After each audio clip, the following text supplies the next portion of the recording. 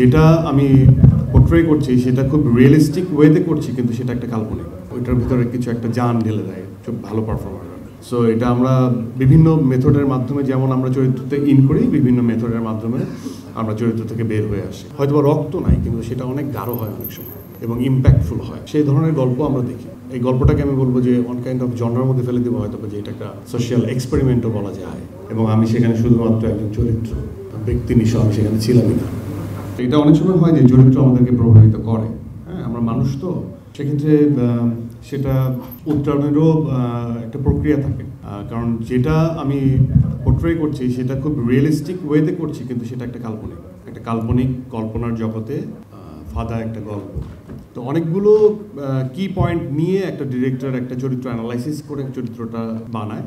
আমরা যারা পারফর্মাররা তারা সেটাকে আমি বলি যে রূপ দান করা আর কি, মানে ওইটার ভিতরে কিছু একটা জান ঢেলে দেয় খুব ভালো পারফর্মাররা। সো আমার কাছে মনে হয় সামগ্রিকভাবে অনেক মেথডের উপর অ্যাক্টরদের প্রিপারেশন থাকে, এক একজন এক একভাবে চরিত্র ডিল করায়। তো অনেকে যারা ইনটু ক্যারেক্টার থেকে দীর্ঘদিন চরিত্র হয়ে ওঠার চেষ্টা করে, তাদের ক্ষেত্রে এটা আরো বেশি গাঢ় হয়।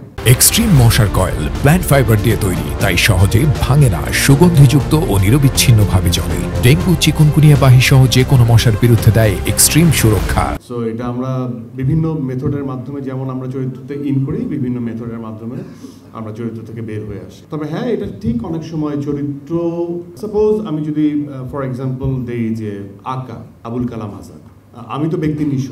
আমি নিঃস্ব থেকে আমি যখন দুটো সত্তা থাকে, একটা হচ্ছে নিঃস্ব, আরেকজন হচ্ছে আবুল কালাম আজাদ। আমি প্রতিনিয়তই নিঃস্ব আবুল কালাম আজাদকে বারবার মনে করিয়ে দেয় যে আমি জানি পরবর্তীতে কি ঘটছে, কিন্তু তুমি জানো না।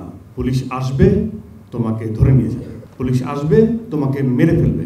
এটা তো আজাদ জানে না, এটা নিঃস্ব জানে। তো ওই জায়গার থেকে আমি সবসময় গাইডলাইন দিই আজাদকে, আর সামগ্রিকভাবে ডিরেক্টর গাইডলাইন দেয়। তবে হ্যাঁ, এটা সঠিক যে মাঝে মাঝে চরিত্র থেকে বের হতে খুব স্যাডিস্ট একটা চরিত্র দেখা যাচ্ছে যে আমিও ফিল লাইক দুঃখবিলাসী হয়ে যাচ্ছি, কিছু ভালো লাগছে না, এরকম হয়। এটা অনেক সময় হয়, বাট এগুলো প্রক্রিয়ার মাধ্যমেই বের হয়ে আসা যায়। আমি যতদূর আমার জায়গা থেকে আমি বলতে পারি যে এটা ওয়ান কাইন্ড অফ, মানে আমরা তো বিভিন্ন গল্প নিয়েই ডিল করি। প্রত্যেকটা গল্পেরই সমাজ থেকে নেওয়া, এবং সমাজের উপর যেমন গল্পর দ্বারা সমাজ ইম্প্যাক্টফুল হয় বা ইম্প্যাক্ট পড়ে, সেরকম এটা ভাইস ভার্সা। এটা একমাত্র যে এরকম না যে গল্পের দ্বারাই সমাজ পরিবর্তন সম্ভব, কারণ সমাজ থেকে নেওয়াও গল্পও আমরা করি। তার মানে কি, গল্পটা সাজানো হয়েছে সমাজ থেকে নিয়ে। বাট এই ক্ষেত্রে ব্রুটালিটি, ভায়োলেন্স, রক্ত, আমরা তো রক্ত মাংসের মানুষ। আমাদের যেখানে রক্ত নাই, যেখানে খুনাখুনি নাই, হয়তো বা দুই ভাই বা মা আর ছেলের গল্প, সেটার ব্রুটালিটি বা সেটার ভায়োলেন্স, হয়তো বা রক্ত নাই, কিন্তু সেটা অনেক গাঢ় হয় অনেক সময় এবং ইম্প্যাক্টফুল হয়। সেই ধরনের গল্প আমরা দেখি। সো ইটস এ এন্টারটেনমেন্ট জায়গা থেকে এটা একটা গল্প, এবং সেটার পুরোটাই কাল্পনিক। তারপরেও রিফ্লেকশন আসবে, রিফ্লেক্ট করবে। বাট যখন এই গল্পটা আমার কাছে আসে এবং আমি ভিকির সাথে কথা বলছিলাম, ইটস এ কাইন্ড অফ, ভিকির এত গল্পের মধ্যে ভিকি এটা ভালো বলতে পারবে, but it's a kind of social, এই গল্পটাকে আমি বলবো যে ওয়ান কাইন্ড অফ জনরার মধ্যে ফেলে দেবো হয়তো, যে এটা একটা সোশ্যাল এক্সপেরিমেন্টও বলা যায়, যে দর্শকরা কি ভাবছে বা দর্শকরা কি বলছে এই গল্প দেখে। আমার মনে হয় এটা part of the story.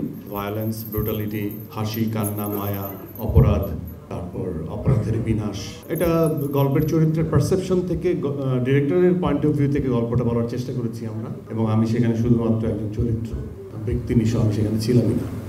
It's not about যে কোনো চরিত্র প্রফেশনের ক্ষেত্রে আমাদের যারা আমরা পারফর্মার, তাদের একটা মানসিক বা শারীরিক জার্নির উপর দিয়ে যেতে হয়, এবং এটাই আসলে অ্যাক্টার্স প্রিপারেশনটা এখানে।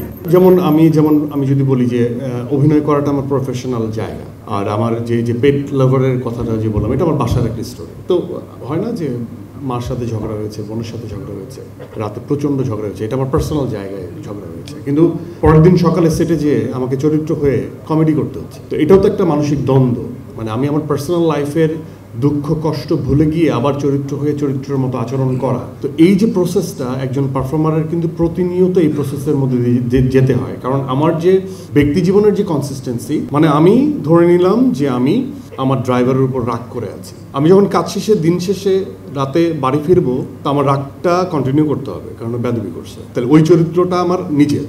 আবার আমি যখন কাজে যাচ্ছি তখন সেটা বলে যে আমি কমেডি করছি, ওই চরিত্রটা আমার প্রফেশনাল জায়গা। তার মানে 3 দিন যদি কাজ হয়, 3 দিন আমি কাজে যাচ্ছি হাসছি, আবার এসে ওই আবার চরিত্র, আমার যে চরিত্র, কারণ ড্রাইভার আমার সাথে অপরাধ করছে, তো ওই আবার ক্যারেক্টার আমি ঢুকছি। এই যে ভাইস ভার্সা, শুধু ক্যারেক্টারে ঢুকছি বেরোচ্ছি ঢুকছি, এটা একটা দ্বন্দ্ব। সো এটা তো একটা, আমি বলবো যে মানসিক এবং শারীরিক বোধ জায়গা থেকে সাইকোলজিক্যাল একটা জার্নি হয়, এবং সেটা সবসময় যে সুখকর হয় তা না। অনেক সময় আমাদের ইচ্ছে হয় যে কাজ আজকে করবো না, ভালো লাগছে না, কিন্তু টিমের কথা চিন্তা করে, আমাদের দায়িত্বের কথা চিন্তা করে, আমাদের